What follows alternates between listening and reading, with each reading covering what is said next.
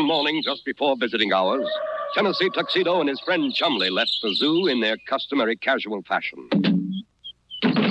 It was Tennessee's idea that if they dressed like weathermen, they could get jobs as weathermen, and so prove that they were as smart as human beings. Sure enough, when they were interviewed at the Weather Bureau... Are you sure you've had experience as weathermen? Of course we're experienced. Don't we look like weathermen? Okay, go ahead. Funny thing, what they really looked like was a penguin and a walrus. Now, this is the life, Chumley. A real job. Working hard, just like people. Yeah, Tennessee. But I wonder when we get our coffee break. No. You said it was going to rain week before last, and it didn't. You said it was going to rain last week, and it didn't. You said it was going to rain this week, and it didn't. My cauliflower crop is drying up. Now I want rain. Now either you make it rain, or I'll be back with this. When you taught me into this job, I didn't know it was going to be so hard on my eardrums. I see. You say you think the weather business is too noisy and you want to go back to the zoo. A good idea. No, Chumley. We're going through with this job. And here's your first assignment. Hop out and make it rain. Okay. Just like I've been saying all along. Nothing to these jobs. Earthquake! Run for your lives! It's Chumley! Chumley, give me that. Whoops. Gee, Tennessee, I'm awfully sorry. Did it hurt? You want to know if it hurt? Of course not, Chumley. I always wear this little knot on my head. Now, just what are you doing? Well, it took a little while, but I finally went to the library and found a rainmaking book. I see. So you're making it rain like it says in the book. Let me see that. Oh, no, Chumley. This is an Indian history book. It says some Indians believed they could make it rain by beating drums and dancing. Yeah. Well, I'm part Indian, I see. You say you're related to the Indians, eh? Well, just what kind of an Indian are you? See? I'm a Blackfoot. A Blackfoot. Of course. That's hysterical, Chumley. Now, let's see if you can keep joking like that when the farmer comes back with his shotgun. He wants rain or else. Well, if I can't drum up any rain this way, how do I make it rain? How do you make it rain? Well, it's easy. You just take a little, you pick out a big, you mix up some, Hey, Tennessee, maybe it's time we went to see the man with all the answers. Yes, Chumley, Mr. Whoopi. And we'd better see him fast. So soon our heroes were in the office of their friend and advisor, Phineas J. Whoopi, the man with all the answers. That's it, Mr. Whoopi. We've got to make it rain. Team pour. Well, that sounds like a college cheer. Rain, eh? Well, that's a job that can't be watered down. Sounds like we'll have to use the three-dimensional blackboard. Gee, that's cool. Or, to be more precise, my boy, we're getting warm. Now, where did I put it?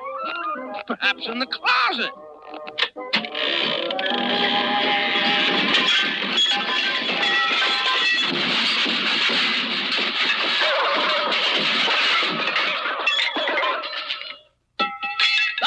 Yes.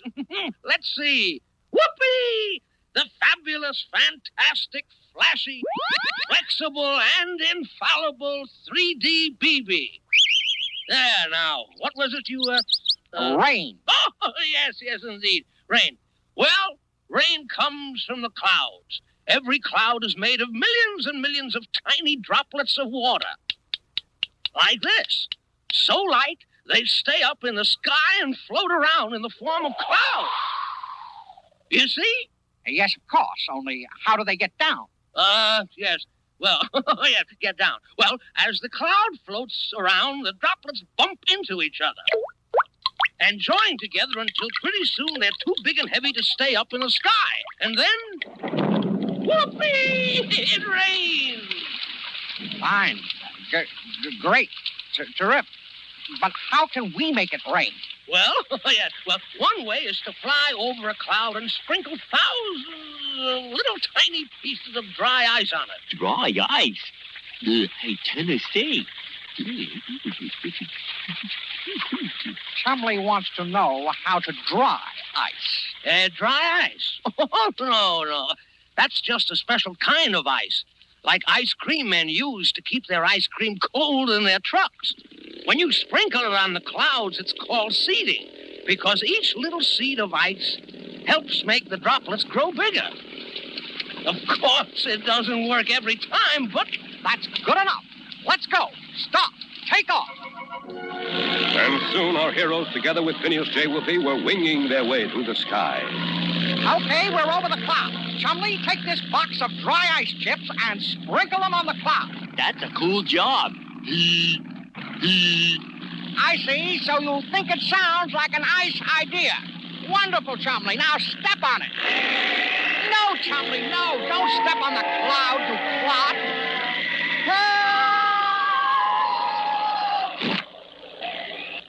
Chumley! Gee, what a big first step. What happened?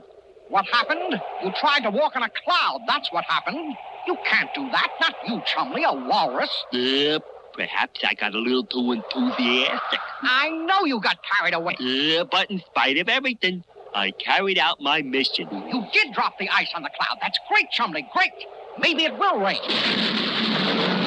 We did it. We made it rain, rain, rain. And look, we're coming down right at the weather office. My friend, we'll be heroes. Perhaps so.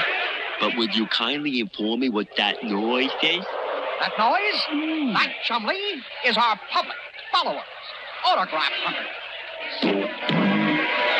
There they are. They're the ones who made it rain. Ruined my new hairdo. Ruined my fishing. Ruined my golf game. It sounds to me like they want our scalps more than our signatures. You say they don't sound like autograph hunters. More like head hunters. Very funny, Chumley. Look at that. The big one. He looks just like a walrus. And the other one. Good grief, he's a penguin. They're not supposed to be weathermen. Let's run them out of town. Uh-oh. I wonder what we ought to do now. Let's do it. You're right, Chumley. Let's get back to the zoo. Go, run, fly. Well, we failed again. Messed up. Goofed. We did not goof entirely. Do not overlook the fact that we have learned something. You say we learned something. What? I have wrote a poem. Rain, rain, go away. That is what some people say. Other people want a teaming. When it is not, they really is screaming. But one thing we have learned that's true. The weather business isn't easy if you are a penguin or a walrus. And be it ever so humdrum, there's no place like home. You know, Chumley, sometimes you're just too deep.